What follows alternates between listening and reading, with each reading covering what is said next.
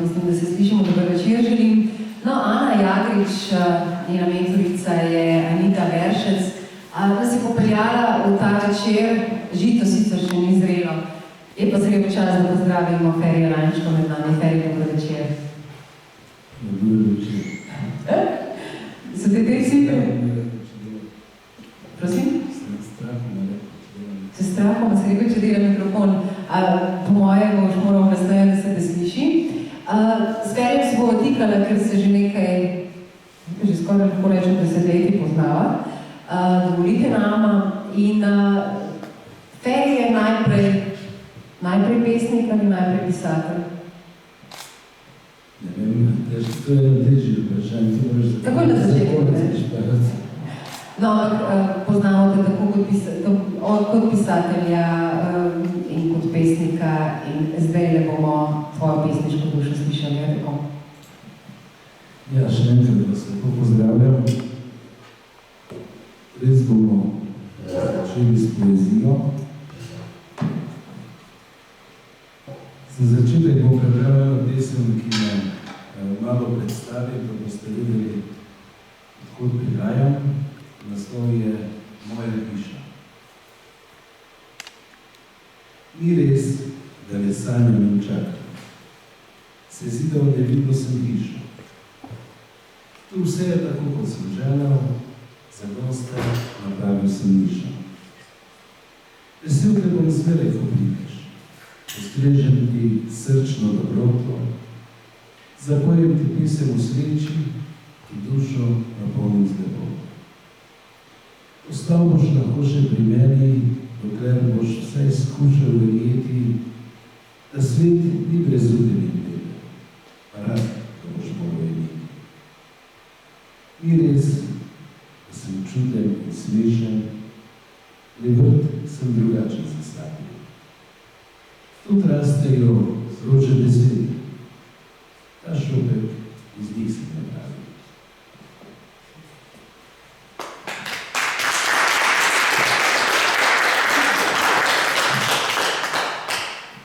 Še ena pesem iz moje zadnje pesniške zbirke, ki nosi naslov Med nama je angel. To pesem bom prebral zaradi tega, ker se mi zdi, da vsak pesnik samo enkrat v življenju napiše pesem z naslovom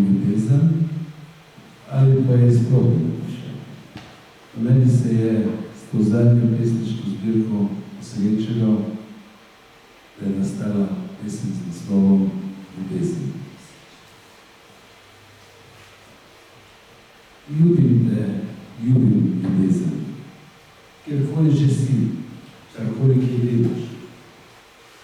Ljubim vse tvoje začetke in konce, še najbolj pa ljubim, da kar me odnevaš.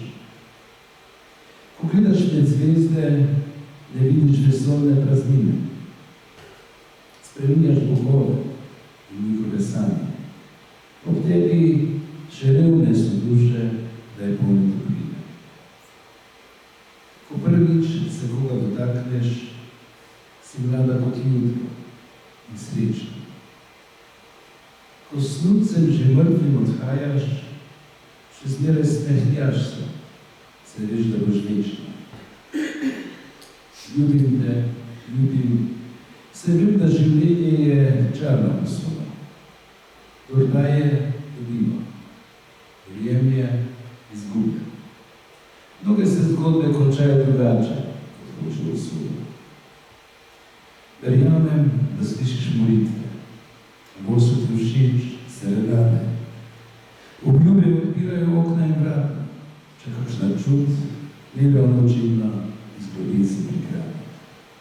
Ljubim te, ljubim ljubezen in upam, da misliš kaj name.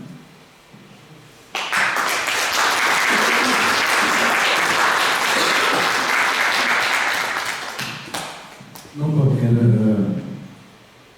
gre besede o ljubezni, še moja najljubša pesem o ljubezni, ki nosi naslov v slovenščini Kako je ljubezni ime, tisti, ki berete mojo poezijo in poznate, ampak verjetno ne veste,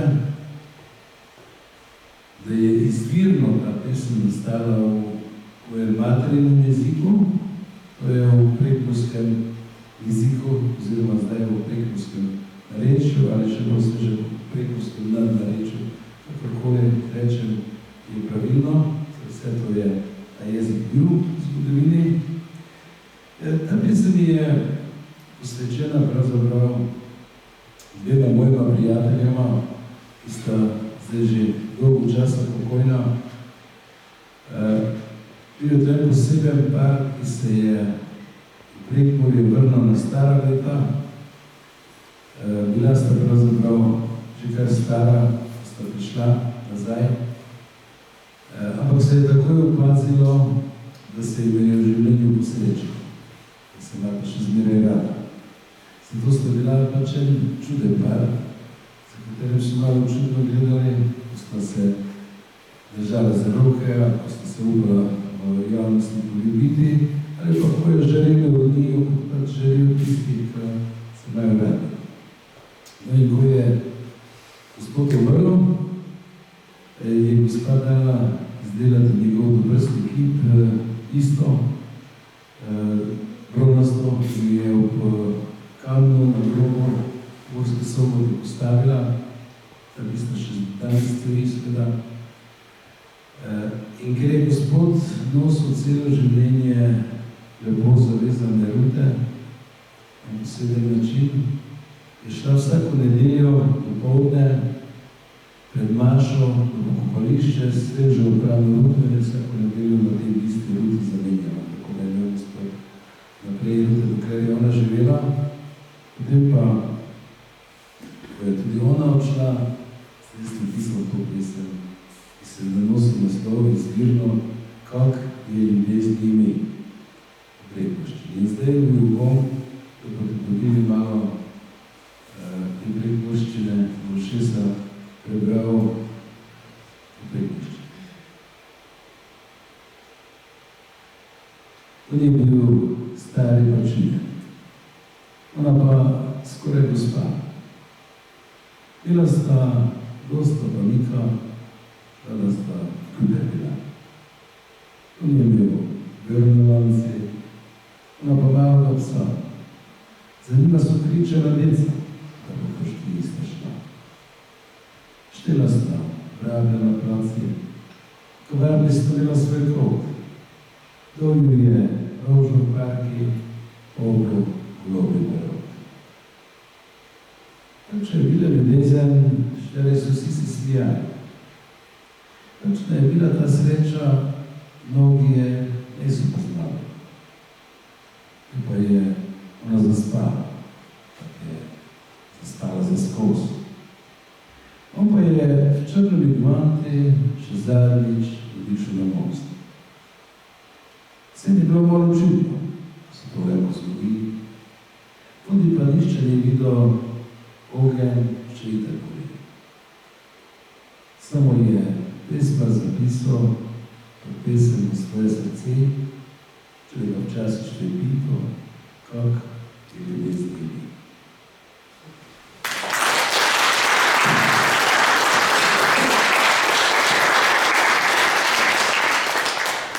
Hvala.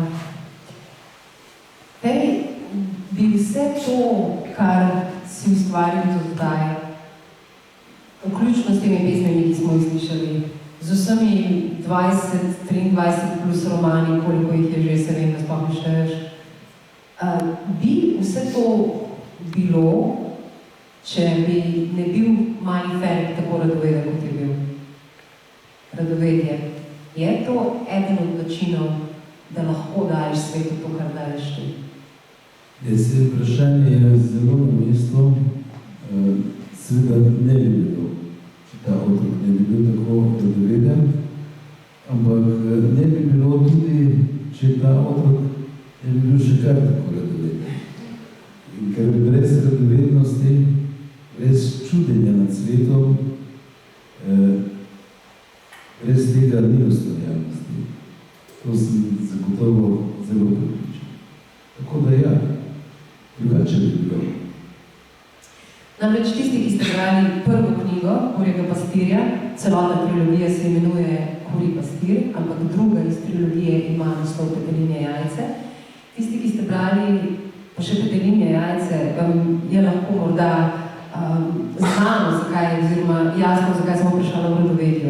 Ta Mali Ferek je ne samo marsikoga spravil v zadrego s svojimi vprašanji, razne prebavše oziroma župnike, da ne govorimo o tem, kolikokrat je svojo mamo spravil kako zadrego, bomo o tem še kaj rekla, ampak ta Mali Ferek je bil en tak zvedav, izjemno radoveden in hkrati bister, še bolj pa drzen fantič, ker ko ni dobil odgovora na prvo vprašanje, ga je ponovil, če pa niso razumeli, ga je pa še spremenil.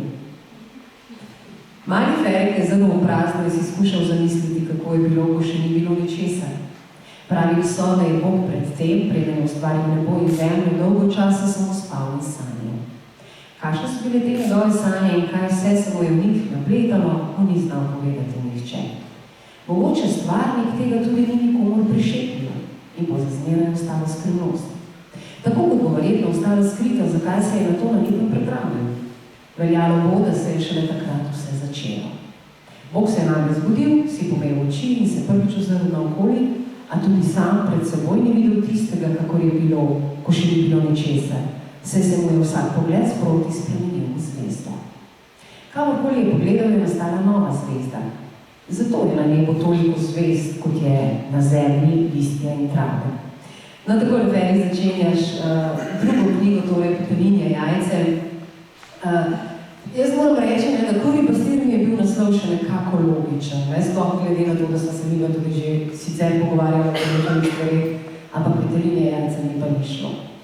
Ko beremo to zgodbo, seveda se stvari sestavijo. Ampak če začnemo na začetku, kakšen deček, poleg radovednosti, je bil Mali Ferek? Mama ti je pravila Ferek, oče ti je pravil Feri. Zakaj si izbral Feri in nisi ostal Ferek, če začnemo pri tem? Že je tole vprašanje, kakšen je bil ta otrok. Vsi ti romani nastajajo zaradi tega, ker bi rad vedel, kakšen je bil. Ponovno odkril. Kako ti težko odgovorim, romani so odgovor pravzaprav, oziroma kaj se je vse skupaj začelo. Namreč, jaz sem zelo prepričan, da v tistem zgodnjem otroštvu, tam tisti, ki se ukvarjajo z našo duševnostjo, tako drugače rečejo, 2 leta starosti, se nam pravzaprav zgodi vse tisto bistveno, kar nas v življenju na nek način spremlja, oziroma jaz sem otrokom ponavadi povem v šolah, ko se o tem pogovarjamo, da takrat dobimo nevidna očala, ki jih celo življenje nosimo. In ta očala nam barvajo pogled na svet. Se pravi, to, kar se nam zgodi tam do 6. leta starosti, nas tako zaznamuje, da nam ta izkušnja pravzaprav celo življenje barva pogled na svet. Zato smo si tako zelo različni in tako zelo različno vidimo svet. Ne gre samo za te malenkosti v kozarcu, ki je do polovico napolnjen z vodo, ki to reče, da je polprazen, in drugi reče, da je polpoln. To je ena velika razlika. Ampak še veliko tega se nam da. No in jaz sem se odpravil iskati s temi romani tudi to odgovor na to vprašanje, kakve očala sem jaz to bil tam odločil, zakaj so ta očala ravno tako, kot so. Tako da je zelo težko še zdaj odgovorim, ker to so romani, ki zame niso običajni romani, ampak so romani, katerim se vračam, katerim še premišljujem. Drugi roman je nastal je tak, kot je, zato ker sem napisal prvega in ker sem se vračal prvemu. In tretji roman bo tak, kot je, ker se bom vračal prvemu in drugemu. In zelo upam, da bom, jaz se tudi zdaj sproti že dobivam neko podobo, zakaj so ta očala taka. In seveda v tem pa spoznavam, kaj vse se mi je zgodilo in kaj vse je na to vplivalo. No, poleg dečkovega življenja, torej svojega, Feri popisuje seveda tudi življenje vseh, ki so ga spremljali oziroma ki so bili blizu, predvsem mama Trejska in oče Pištek. No in zanimivo je bilo, je čutiti tudi njun odnos, ki je hkrati res rekel, da imajo v življenju uspelo tem dvema, za katera dva si napisal, kako je ljubezni ime. In jaz bi rekla, da je tudi tvojima uspelo, ker ne glede na to, koliko sta imela skozi roman vidimo enih nasprotnih mnenj, recimo tudi to, ali bo Feri hodil v Peruko ali ne, sta vendarle vsakič znova našla neko srebrno nit, ki jo je povezovala. Ampak mogoče, če se še za trenutek pri tem Feriju malem ustavila, namreč oče je rekel, ko bo šel, ko bo čas za to, je dvignil glas. Ničesar ne bo zamudil. Ni mu ogovarjala, se je razbrala, da se je res odločil. Feriku pa to ni bilo po volji. Jaz bi plebanušal vseeno rad nekaj vprašal, je začel moledovati. Zanima me, kaj se zgodi z angeli, če se jim zlomijo krila, je že spet spraševal. Ali morajo potem ostati na zemlji, je ugibal. Mama in oče sta se spogledala in želela ta otroško vprašanje preslišati. S Ferikom je bilo pač tako, da ni bil nikoli docela zadovoljen z odgovori, temveč se je takoj spet čisto prijel in vrtal naprej. Pogosto se je končalo tako, da so jim popustili živci in sta mu preprosto zabičala naj že enkrat utihne. A če se mu je kako vprašanje zataknilo, mu potem še dolgo ni dalo miru in je spraševal tudi druge. Res me zanima, kaj se takrat zgodi z angeli, je seveda vztrajal. Morajo tudi oni k doktorju ali kdo drug pomaga. Zdaj, Ferik je tu, oziroma ne, to je obdobje pred šolo. Ferik se druži s Štefko, ki že hodi v šolo in tako naprej. To je obdobje pravzaprav, ko je fantič že zelo tu, je že umsko zelo prisoten, ni to več dojenček, ki ni te prisotnosti, ali se je ne spomnimo te prisotnosti. Ampak več čas se mi je porajalo vprašanje, kje si prišel v stik z angeli, ne s tistimi v cerkvi, ki so narejeni, izoblikovani in ki imajo, ne vem, keramična krilca oziroma glinena krilca. Ampak temi drugimi angeli, ki jim pa mogoče lahko krila tudi se zlomijo. Odkot se tega spomniš, ta stik s tem nevidnim, s tem zastranskim? Ja, seveda. Če ste brali prvi roman, veste, da praktično se konča, ko sem star 3 mesece. V prvem romanu so prvi 3 mesece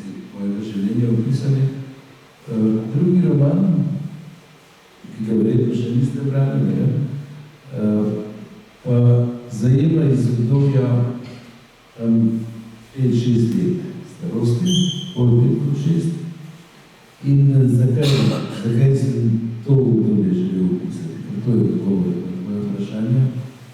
Namreč želel sem obuditi čas magičnega mišljenja otrokovega, mojega. To je čas, ki ga seveda vsi poznamo, to je že čas zavestnega spomina, saj deloma seveda tudi, če se niste posebej ukvarjali s spominjenjem, spomnite, vse nekih drobcev se spomnite. No in to magično mišljenje je mene zelo zaznamovalo. Jaz sem to, kar sem naprej spraševal na začetku. Jaz mislim, da sem res zaradi tega magičnega mišljenja pravzaprav postal pisatelj, oziroma da se je takrat že rojevalo to, kar je kasneje imenovano magični realizem, recimo v moje literaturi. Ampak to magično mišljenje uloviti in ga spraviti roman ni tako zelo preprosto, kot se zdi na prvi pogled. Jaz mislim, da mi je v veliki meri uspelo, sem pravzaprav zdaj, če pokoli obrnem, zelo zadovoljen z drugim romanom. Ravno zaradi tega.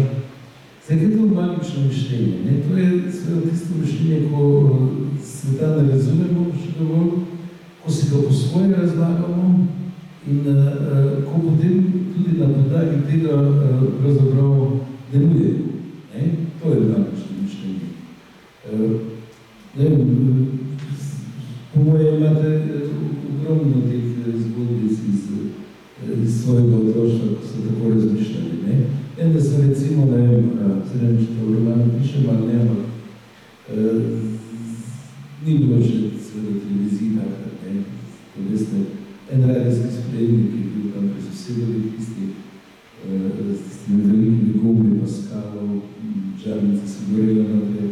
No in mene so pač napeljali, da so vsi, ki v radiju govorijo in ki igrajo, da so radijske spremniki. In to je vse, kar sem to verjel.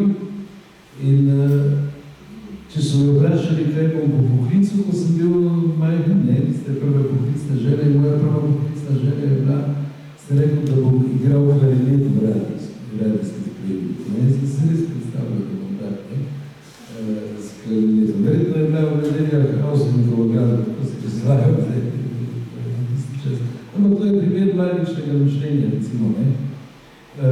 Je pa drugo zanimivo, ker sem pa pravzaprav med pisanjem ugotovil, da seveda je še ta razliko treba upoštevati, da nisem v svojem otroštvu samo jaz magično razmišljal, ampak da je pravzaprav celo tisto okolje, to je ta tiste majhne vasi po mađarski meji, na Goričkem, tam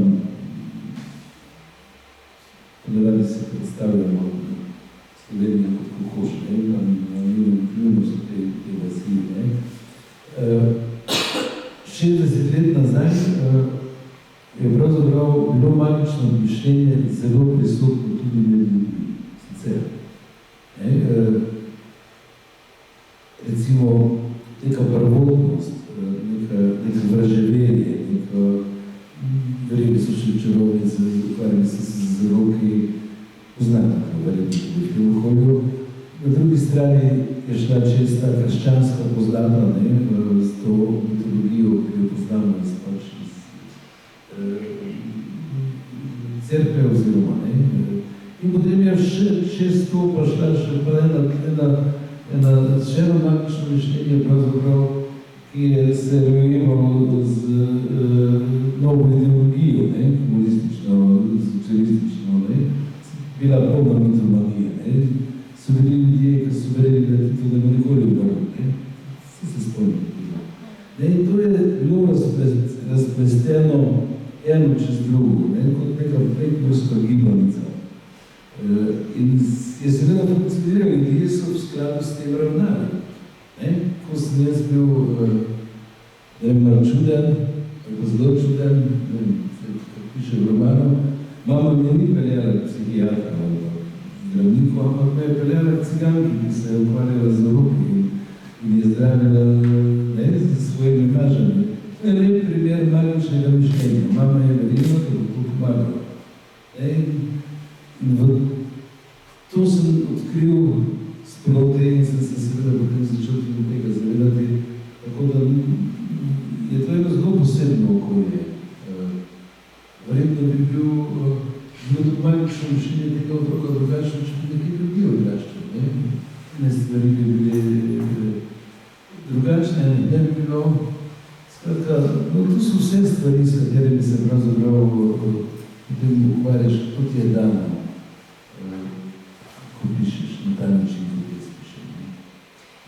No, to je čas, kot si rekel, Titove Jugoslavije in seveda takrat tisti, ki je bil zelo zvest cerkvi, pa je imel državno službo, to ni šlo ravno skupaj, zdaj pa mama je imela veliko ponižnost pred Bogom in je rada molila oziroma je potrebovala to. Oče, Pištek pa je tak upornik brez razloga, se mi zdi hkrati pa je tak časten človek, ker njemu ne bo nihče govoril, ker on žive kaj za cesto in za ljudi dobro, skratka je tak poguben pravzaprav in zelo glasen v besedah včasih. In to se mi zdi zelo pomembna ta dvojnost, mogoče tudi za malega Ferika, ker je ves čas opazoval mamo, ki je na nek način podobno magično verjela v magično, kot mali Ferik, in na drugi strani Pištek, ki je deloval izjemno prizemljeno, racionalno, pa vendar, nekje sta se vedno staknila, v tem, na nek način sta vseeno ljubezni mislila enako, ne vem, imam prav? Ja, na nek način seveda, sej ta dvojnost, ki imamo, je bila res nestrani doživljena, srečevala je tisto svojo bilo, ki je pomagala, ki je pravzaprav neko duhovno bitje iz tistega prvotnega sveta. Po drugi strani seveda je pa hodila v cerkev in je ta dvojnost je živela tako kot v večini ljudi, sej samo različno se je tehtano. Zdaj pri očetu je bila pa ta dvojnost, ker je sledil nekim temeljnim vrednotam. To zdaj jaz kasneje ugotavljam. To so pravzaprav neke temeljne civilizacijske vrednote, pravičnost, resnica, svoboda. To so temeljne vrednote, ker moramo slediti drugačne, da bomo prišli. Ampak v bistvu je pa zavračal ideologijo, ni skregal se je s Titom, če pa enostavil in kregal se je z Bogom. In je tako samo ugotavljal, da pravzaprav nikamor ne paše. Se v bistvu je še danes tako, da tisti, ki sledi sam sebi in nikamor ne paše. Moje začutnega, ampak dobro. No, ker me sprašujem, zakaj sta se ona tako dobro razumela, se mi pa zdi, da pravzaprav pojasnim, sam sebi lahko pojasnim, že zdaj s pomočjo grške mitologije, že s pomočjo Platona. Namreč pol in celota sta bila. Ta teorija seveda razlaga, da se bogovi človeka prepolovili in ves čas išče polovico. In to je iskanje druge polovice. Ko sta si dva pol in celota, takrat sta seveda popolna. In to omogoča, da sta si lahko zelo različna, ker se dopolnjuje. Mislim, da sta oče mnogo ravno na ta način s to svojo različnostjo dajala drugemu tisto, kar je tebe ni imel. Skupaj ste bila res. To je nek ideal, pravzaprav, se mi zdi, da v življenju lepo živimo. Če se srečate dva, ko ste se zelo enako, to poznamo, Dobro, vse pisatelje poznamo. Zelo hitro se nam veliča drug drugega. Potem je to, odnos postane navada ali pa ni to več to idealno razmerje, ne? Dobro, da ne bomo zdaj preveč na temo. No, ampak je zanimivo, ravno ta dvojnost, ne? V jeziku se ne šparaš, tako kot nikoli ne, in recimo pišete, ki izgovarja besede, ki jih trejska je bil v resnici nikoli, recimo uri me lahko pihajo, je odgovoril skozi zobe, le zajebavajo me lahko, jaz se bom pa jeval nazaj, je zagrozil. Preživel sem Hortija Mikloša, Dorfija Hitlerja, pa bom še Broza Josipa, je nekako spet doživel. Visoko se oni dvignejo, globoko potem padajo, pa se raztreščijo. Jaz pa sem spodaj in nižje ne morem pasti, je že modroval. Lahko me le še bolj potisnejo v blato, a to se da oprati, je bil prepričan. Glavno je, da se človek znotraj ne obmaže. Ne, tu je ta, kar se govori o vrednotah. No, že pri prvem in nasploh, že prej smo se večkrat pogovarjali o tem, si večkrat povedal, kako sta ti pripovedovala. Ne? V vaši hiši ni bilo niti elektrike, niti knjig. Živeli ste v bistvu v revščini, ampak ne v revščini, tej duhovni. Ne? Duhovno je bilo pa veliko bogatstva in to se tudi v tej knjigi, ki si jo odločil na dva dela, en je Čudež, eno poglavje, drugo pa Dela kača, kar je zelo povezano potem, seveda vam ne bom izdala konca, če niste brali, ne? Ampak je zelo povezano s tem, ko jih potem Ferek res zagodi in je povezano to s to pripovedko. In mama ti je povedala pripovedko o beli kači, oči pa o kačjem levu. Ne? Kako zelo pomembno je bilo to, da ne, mama te, čeprav te želi na nek način včasih porezati krila, zato da ti ne bi poletel nekam, kjer bi se lahko poškodoval, ampak hkrati pa ves čas vzdržuje točno to tvoje magično razmišljanje tudi s pripovedovanjem. Namreč zdi se mi, da sta želela, da se nam umažeš znotraj na tak način, ravno s pripovedovanjem. In vem, da je to ta toda, ki si jo dobil. Ampak ti se veliko krat nisi strinjal, ne? Ferek se ves čas nekaj nastrinja, ne? Oziroma nekaj ga še glove, ker vidi, da mama, kar govori, ne misli vedno. Ne? Ta pronicljivost otrokova, ki jo itak imajo otroci, ampak včasih ne znajo besedi. Ti si že takrat dejansko v besedo tako, ne? Ti se upreš. Če ravno se upreš tako, s korakom dvema nazaj, ampak Ferek pove svoje. Ja, zdi se mi pomembno to povedati, da so te zgodbe, to, da so prve odgovori na vprašanja, na ta spraševanja otroška, prihajali do mene v pomočjo zgodb. To se mi zdi najbolj pomembno. To se mi zdi, recimo bi lahko rekel, da sem zaradi tega postal pisatelj.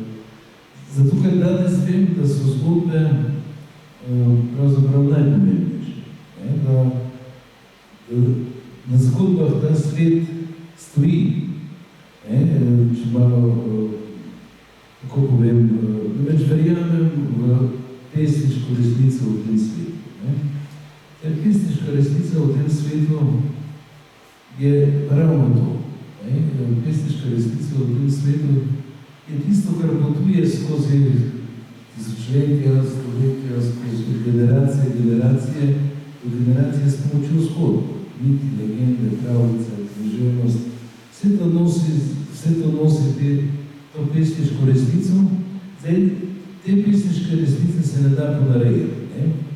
Vi veste, da se zgodovinska resnica da ponarejati, da se pravzaprav vse resnice da ponarejati in da tudi živimo zdaj v času ponarejevanja. Ta vzporedna resničnost, ki jo živimo zdaj, te lažne novice, ta manipulacija, ki se dogaja, da praktično več se mora vsak zase sprašati, kaj je pa zdaj z tega res, ker ni več v tej množici. Ampak ravno ta pesniška resnica nosi temeljne vrednote, ki sem že omenjal, skozi čas in ne glede na vse laži, ki smo mi zdaj pričali, vse manipulacije, za vse, kar se nam dogaja. Ta pesniška resnica pa prinaša do nas vrednote. Mi še zmeraj vemo, kaj je resnica, kaj je pravica, kaj je svoboda, kaj je ljubezen, lahko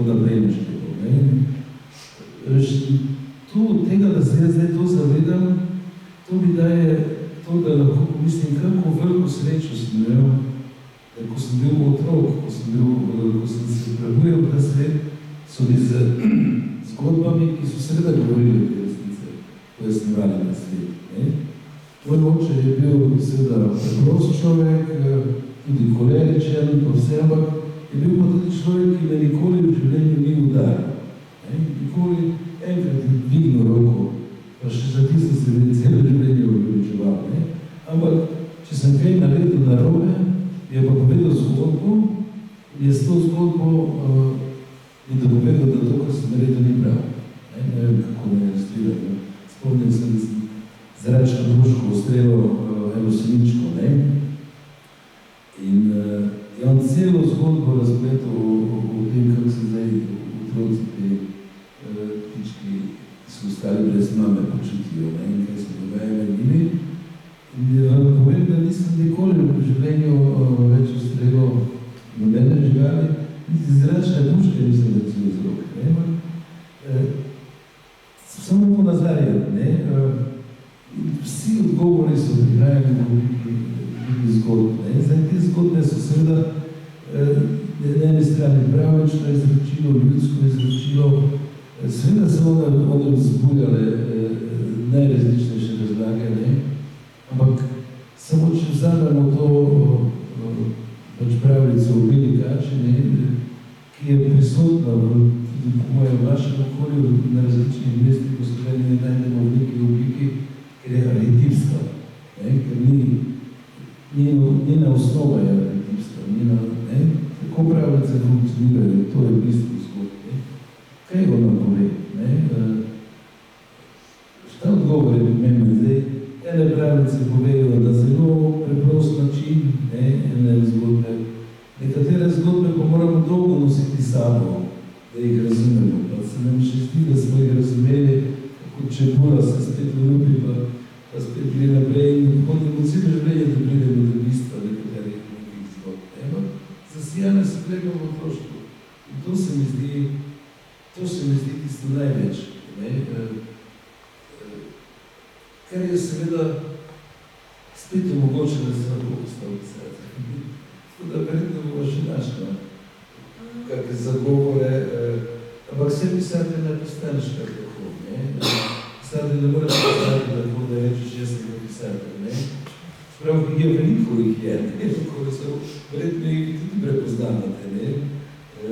Mislim, tako kot da bi nekdo rekel, jaz sem pa župnik, jaz sem pa inženir, jaz sem pa, ne da se kar tako reči.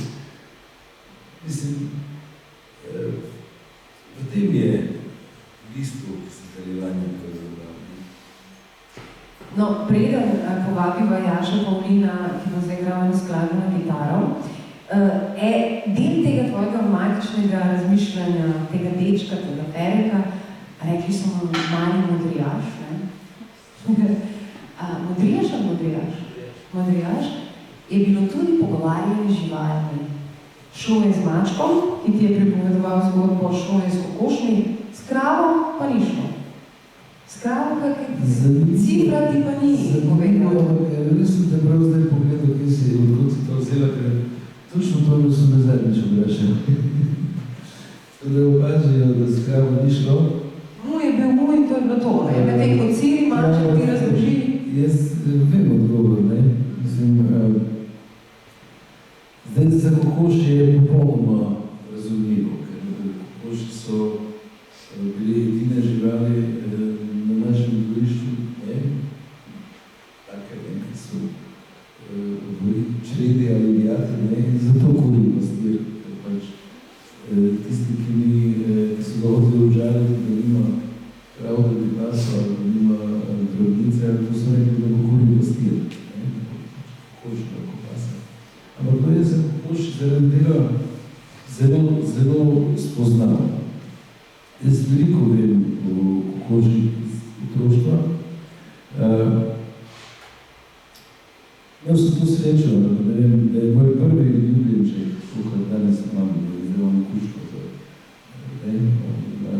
je bil Petelj, ki se je navezal na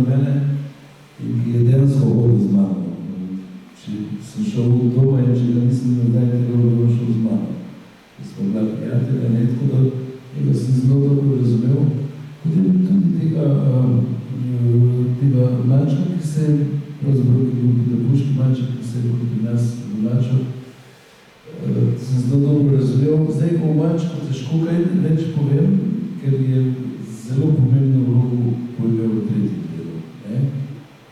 Zelo pomembno vlogo pojegal v tretjem delu, ta maček. No,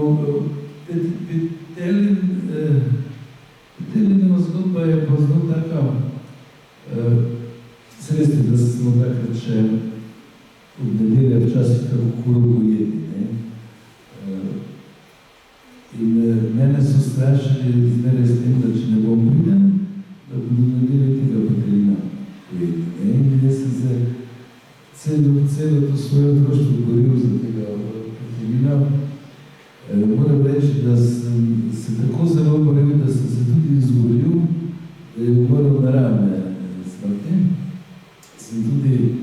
Spomnim se tudi časovno to nekako skušal umestiti in se dejansko izide 5 let je bil star in to je tudi neka življenjska doba sicer pošli Petelino. Ampak kaj hočem povedati, zelo dobro sem jih spoznal in sem seveda še takrat vedel, da ne gre za to, kar vsi mislimo, da je Petelin glavni in potem so kule. Da ni to tako imamo stereotip, da imamo pač tako vsi glavni, ampak pravzaprav je Petelin in so kule in med kulami so hierarhija razmerje. Približno tako je kot v arabskem svetu. In moški več ženski, potem se med ženskami postavi prva žena, druga žena. Zelo tako je tudi pri kurah. Jaz sem to kot otrok lahko čitaval. S tem so se ostrokovnjaki ukvarjali veliko raziskav, če boste malo to, če vas posebej zanima. Ta svet je zelo zanimiv, seveda v tem naravnem okolju. Takrat je bilo to v naravnem okolju. Zdaj pač živijo.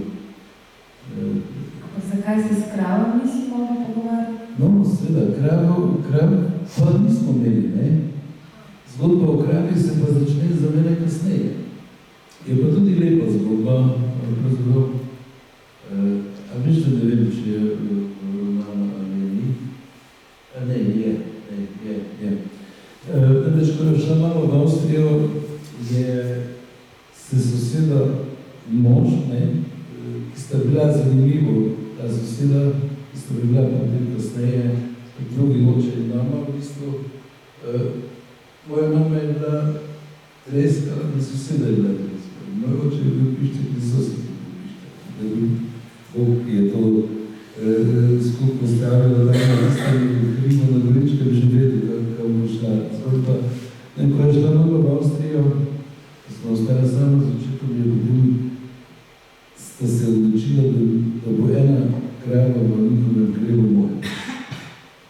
Ime je bilo Cita. Ja. No in dejansko je to, da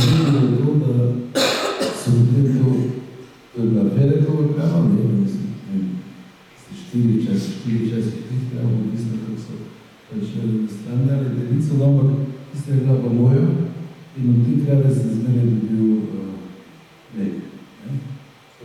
Debat pa ne. Debat pa zelo ni bilo.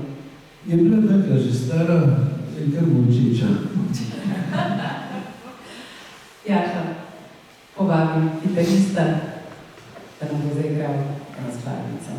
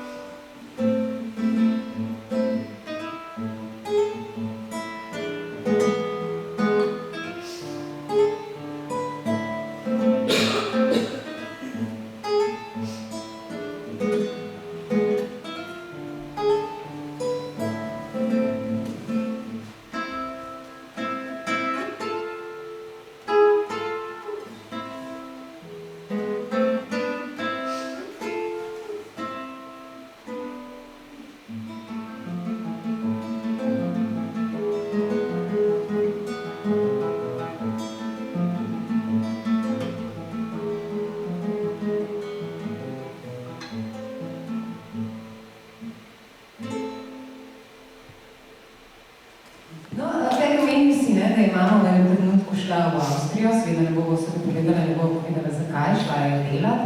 Ampak za Ferija, malega Ferika, je bila to ena taka prelomnica. Kot prvo, noben otrok ne želi, da mama gre, če tudi imamo včasih, včasih imamo otroci, pa mame tudi kakšno tako, da imamo na živce mama, ampak ko pa gre mama, pa vemo, da tako lepo rečeš, da jo še hiša pogrešala, da jo je vse v hiši pogrešala. Ampak hkrati je tebi, Feriku malemu in očetu to dalo en dodaten prostor za vajne pogovore. Pa še kolo si dobil, Še kolo si dobil in potem je oče Pištek Ferika vozil na cesto, da sta te nekroči kot cestar, en Ferik postal mali, pač cestar je vsi nekaj bil, ampak potem je še Ferik bil veliko na cesti. In pogovarjala sta se tudi o tem, kaj je sreča, kaj je zavist. In bom en delček prebrala, potem ti damo vprašanje. Ferik se je odslej zamišljal, da je zavist en tak mači kakec, ki ga pač lahko obdržiš in zakopljaš, sreče pa si sploh ni znal predstavljati. Mogoče je bila podobna vina, kakršna je mama že od malega videvala in se z njimi ves čas tudi pogovarjala. Ampak te njene vile so bili sicer ljudem nevidne in je malo kdo verjel, da sploh obstajajo, srečo pa so vendarle imeli. Morda je kot božja mana priletela k njim z neba, ali pa je bil tudi to duh. Tisto nekaj torej, kar mu ni znal nihče razjasniti. Celo oče, ki je veliko vedel in je težko prenašal vprašanja, na katera ne bi znal odgovoriti, je bil v zagati. Daj, ga je najprej odganjal. Kakšna neumnost je spet to, se je obregnil. Iz česa da je sreča? Je vprašanje kljub temu ponavljal. Sreča je iz sreče, si je odgovarjal. Iz česa bi sicer bila, se mu je zdelo to še najbolj res. Ali jo imaš, ali pa je nimaš, je preudarjal. Če jo imaš, potem je iz ničesar, če pa jo imaš, je pač iz vsega tistega, kar te je usrečilo. Kaj pa če jo nimaš, je vprašal deček. Kje jo potem najdeš, ga je zanimalo. Kako sploh veš, kakšna je vrtal. Sej ne veš, je zmignil oče. Problem je ravno v tem, da ne veš, mu je skušal pojasniti. Saj sreča ni repa, da bi jo lahko prijel za nat in izpulil, temveč je sreča nekaj, kar se zgodi in te doleti. Nekaj, kar se zgodi ali pa ne zgodi, je premišljal. Ja, nekaj, kar se ti lahko zgodi, je preudaril oče, ampak ne kar tako, temveč verjetno le, če ti je namenjeno.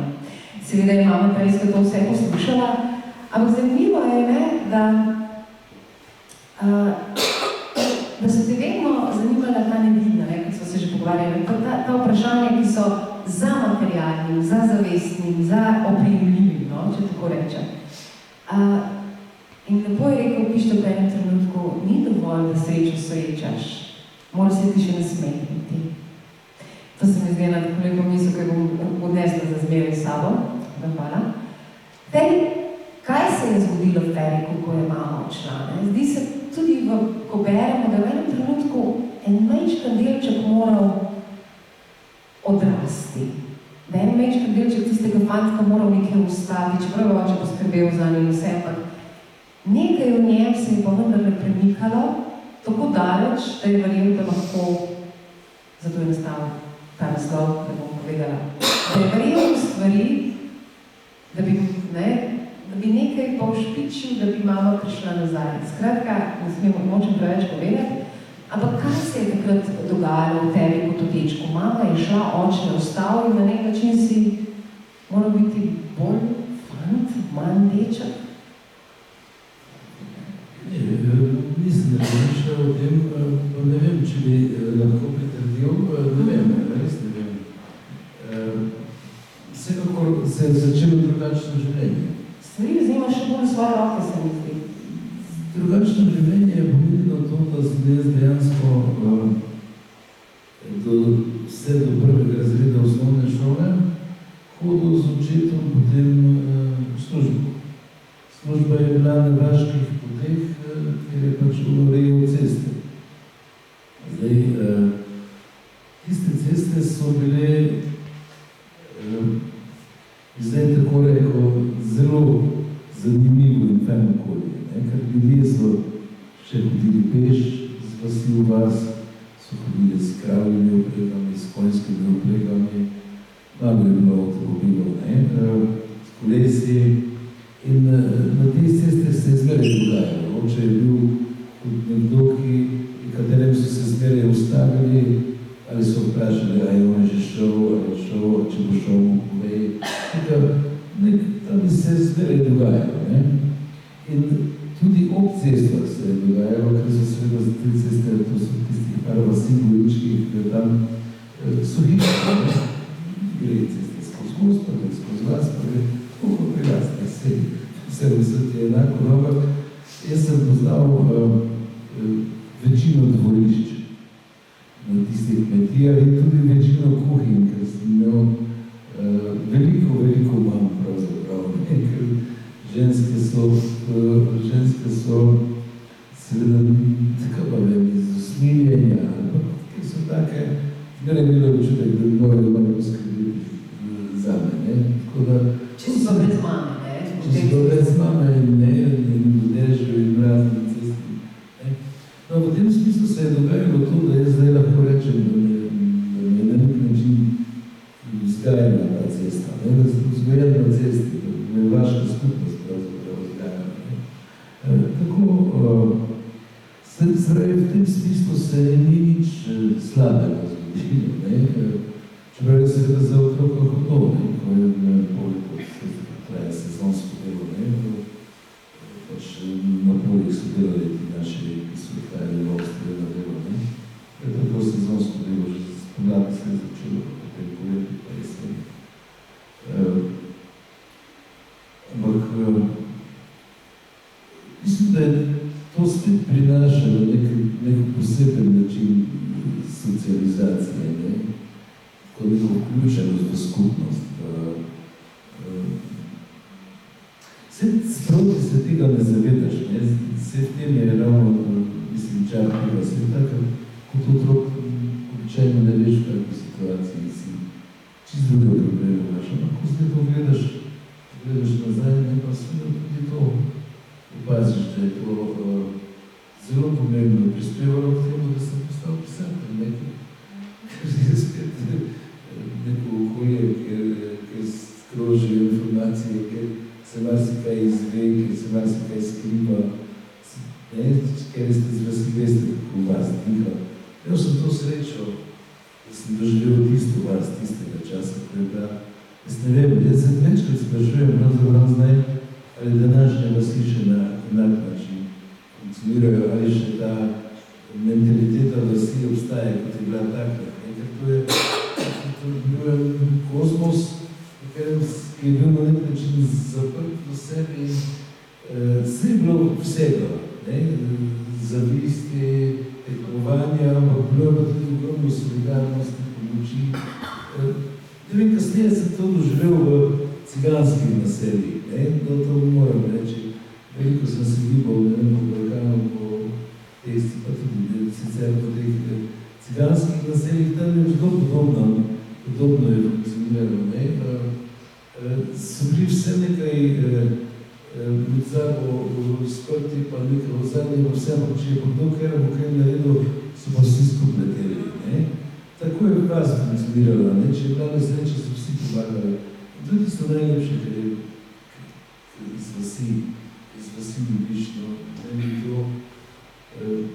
nekako že seveda živim več kot 40 let v mestu in ta stik z vasjo več ni tiste vasi, ni več tiste vasi. Je po Ferjevem romanu, ta vas res diha, res se jo čuti.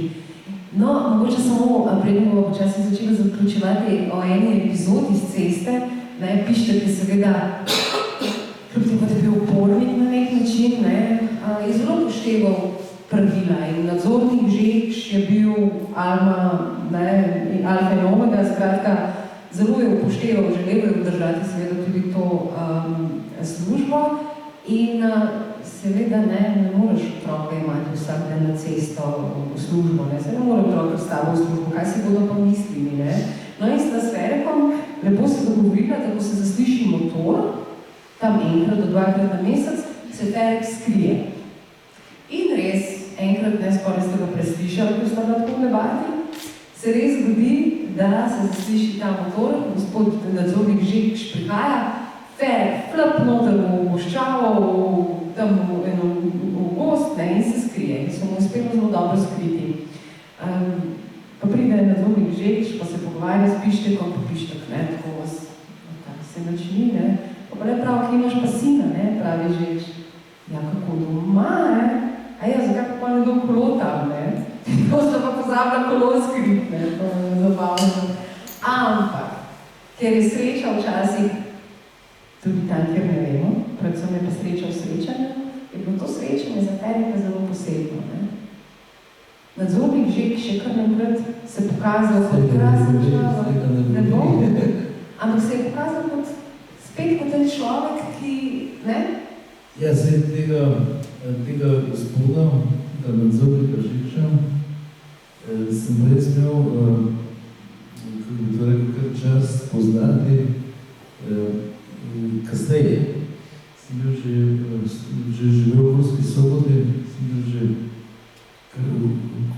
pisatelj veljaven oziroma znam, mi je pristopil en zelo star gospod, mi je rekel, jaz vem, da vi mene ne poznate, ampak jaz se vas spomnim kot dečka z ceste in je rekel, pač je bil nadzornik Žekša gospod.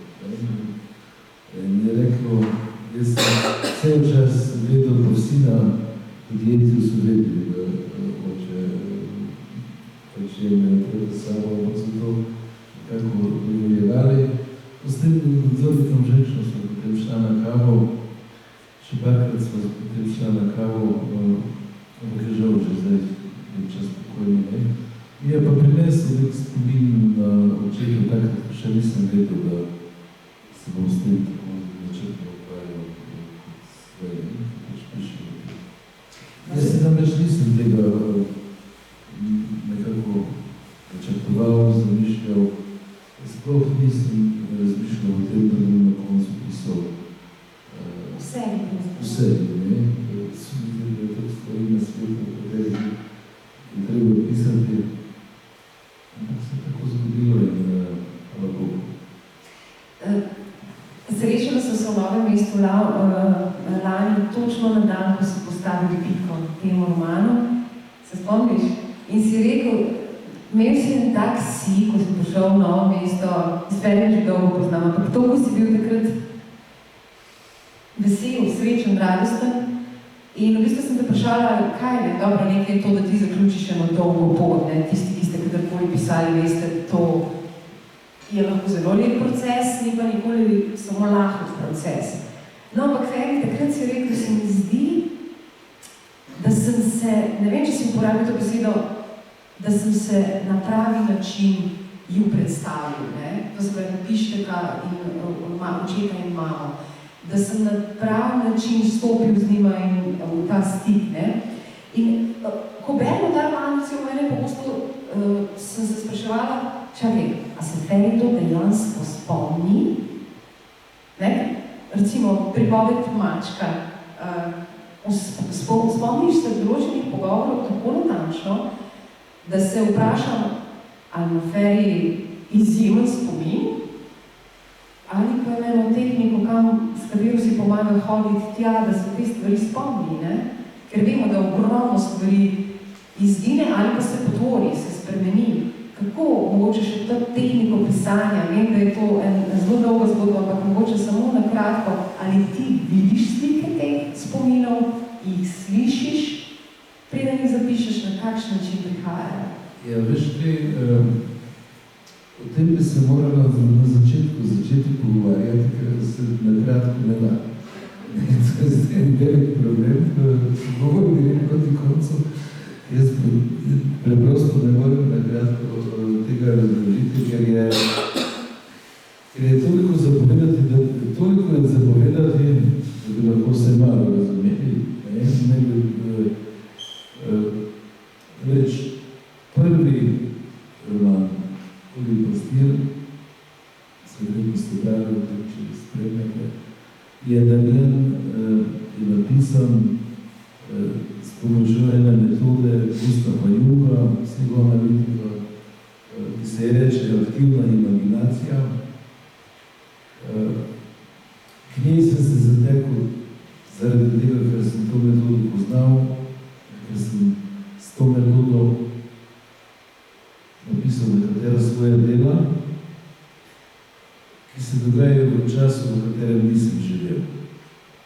Roman Prvotnost, če vzamete v knjižnici, ki se dogaja pred 9000 leti, je napisan s to metodo, ali pa roman Naročil Pompejno Planov, ki se dogaja na začetku prejšnjega stoletja, pa tudi nisem živel. Ampak, ko sem se znašel v zagati, da mi spomin ne omogoča, da nimam takega spomina, da bi lahko napisal roman iz svojega zgodnjega otroštva, sem se potem zatekal kot te metode aktivne imaginacije, ki je seveda velik proces, ki to nekaj, kar traja, kar je pravzaprav tudi zelo naporno, ki mi je pa prineslo to prvo knjigo.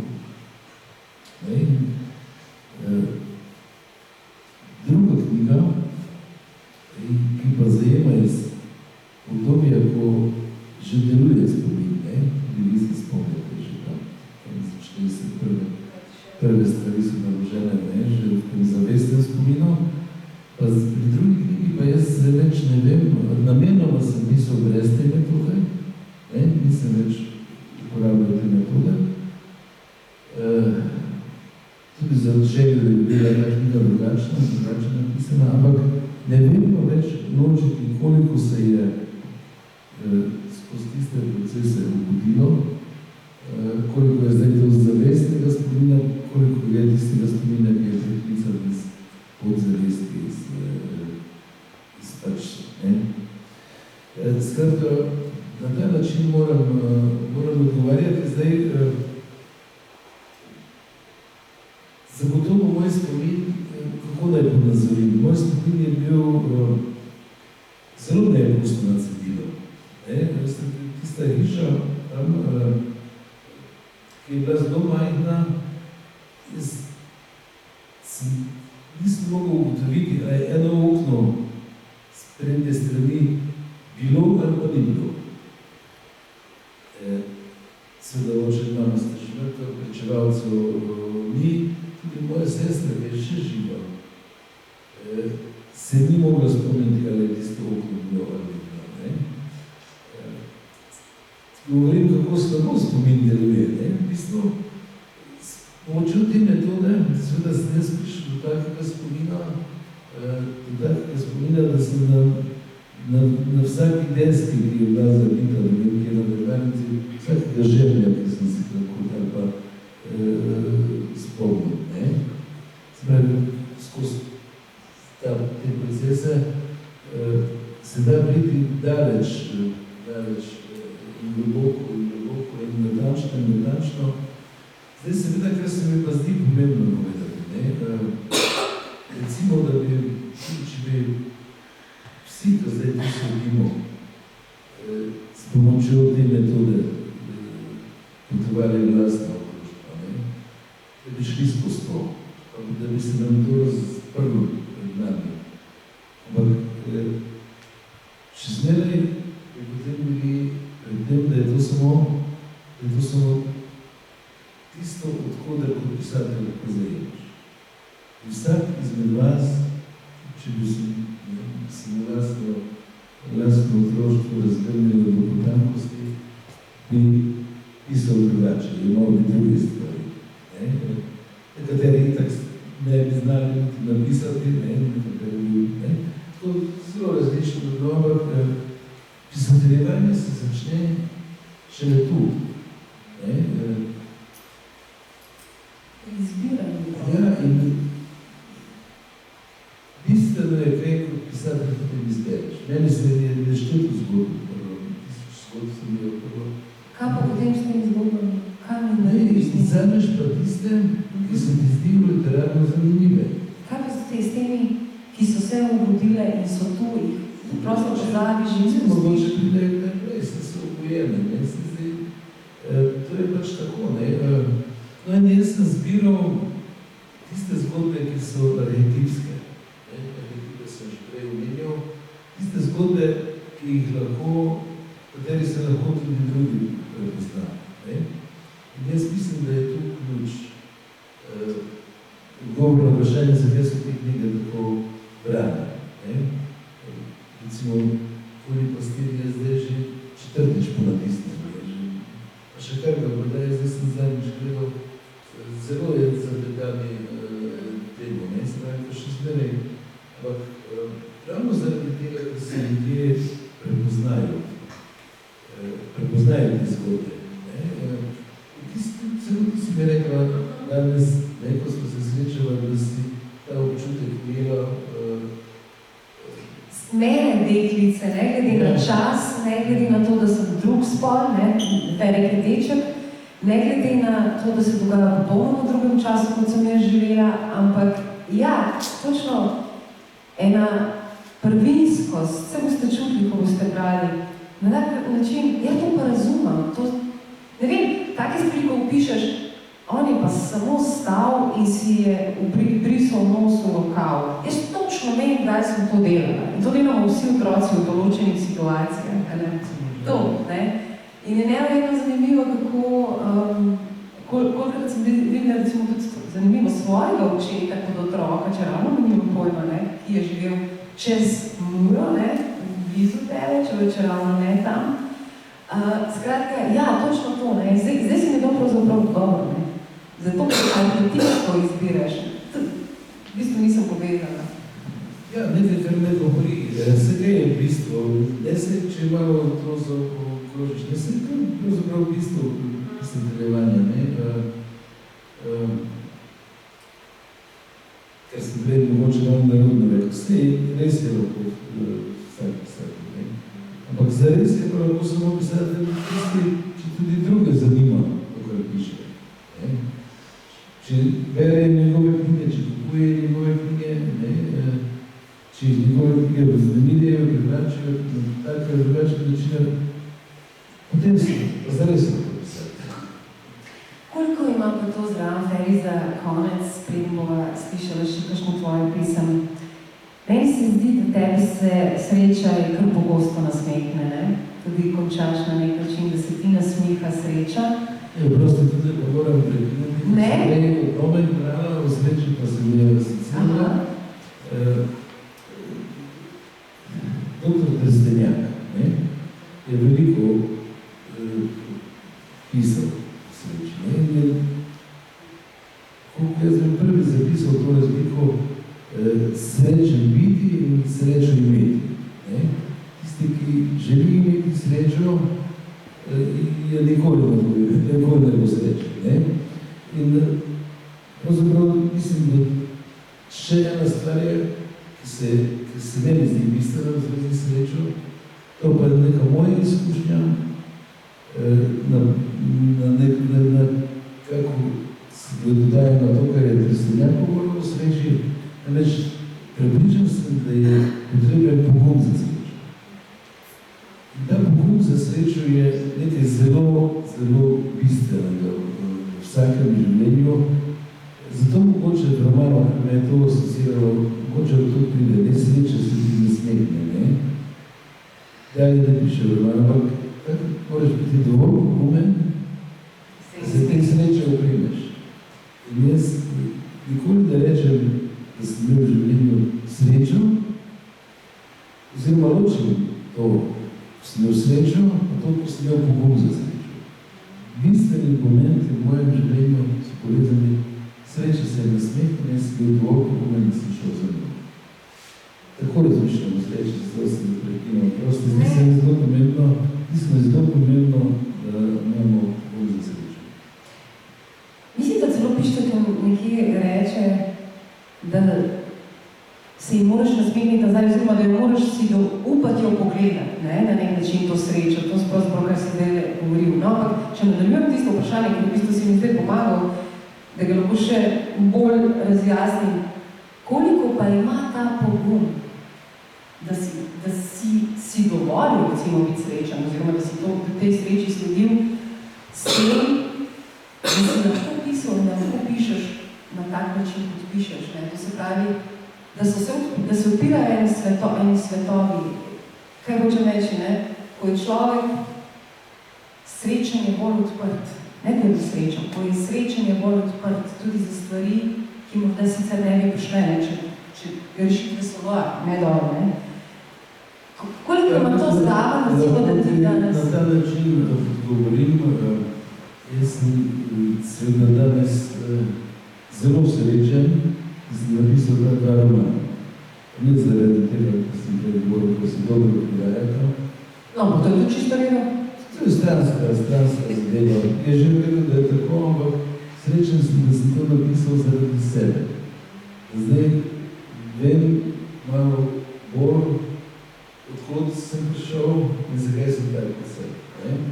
To je definitivno, ampak kje je bil tudi tisti pogum za srečo?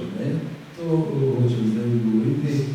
Več, ko sem se jaz odločil, ko me je prišljena ideja, da grem se vračati v lastno otroštvo z metodo aktivne imaginacije, ko sem dobil menil, se mi zdaj to noro. Rekel sem si, nikar tega ne prišli, potem me je bilo pa strah tega. In sem si spet rekel, nikar tega ne prišli. In potem sem bil pogumen, da sem to storil. In sem seveda ugotovil, da vsi ti niso mrtveci, da niso mrtvi, pokojniki niso mrtvi, ampak da se tega me je bilo strah. Vračam pokojnim mrtvim, vsi so živi, tam so vsi živi. Jaz sem si želel žive, jaz sem znova želel v sanjah z očetom in mamo, z vsemi temi izvasi. Temu bi rekel pogum za srečo. Moj hvaj, Ja, ljudje živijo tako dolgo, dokler izgovarjamo njihovo ime, oziroma jih nosimo v mislih, Feri, zaključijo s pesmijo, s katero? Ne vem, zdaj si danes rekla, da imamo sinhroniciteto. In to je res, zdaj ni dogovorjeno, ampak te besede, ko si ti na koncu zdaj izgovorila, so na koncu te pesmi, ki jaz imam namen. Spomini ali korak? Da ti dve si mi rekel. Da nič zares ne rekel, da ne dve spomini. No, a niste? Zaradi kurja povod. Ja, zdaj se jaz imam tudi. To je to. Američki najbolj. Zdaj, v zvezi s spominom, zato sem to pesem izbral,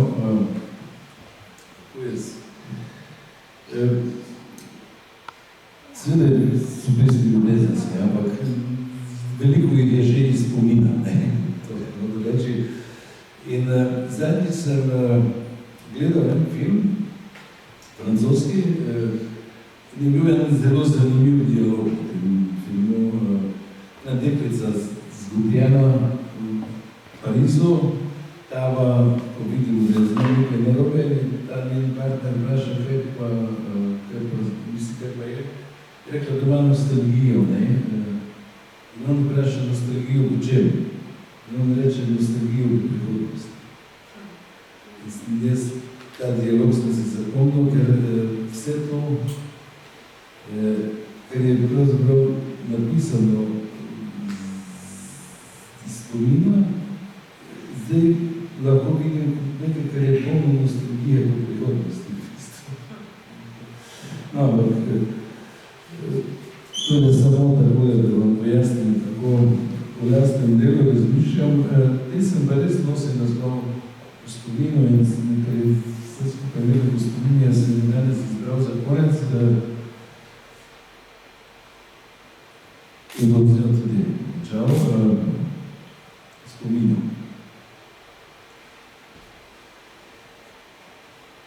Zakaj me še zmeraj zanima, kakšen sem na tvojem spominu? Se spomniš, ko stanjal na trgu, ki se je malo podaril? Obrodili so tisto jesen od nikoli. Med poljubom je padla na čelo ježica in se polkoma razvedela. Bila je to prva ljubezenska bolečina. Gotovo se spomniš še česa, kar je potem bolj bolelo. Ali pa se ne spomniš. Morda so me slepe rike spomina že zdavne požrli. Nič več ni ostalo, ker so bili nekoč rajski vrtovi. Z balkona v ulici Hunskega kralja so odleteli golobi. Še zmeraj vidim, ko se spreminjajo vrata. Ko je nemiri preganja in veter raznaša nad črnimi polji. Ti pa odhajaš, ko bi šla v kino, ali mogoče sosedi na kavo. Ampak spomni se, vse česa se spomni. Ne moreš pozabiti noce, ki smo jo zjutraj pobrali na cesti, ko je bila šipka in sama. Domov si jo nesla na brzi. Potem si ji rekla Pepelka. Spomniš? Bila je do konca pomena. Nad njenim grobom sem pravil, da nič zares ne umre, ker me dve spomni.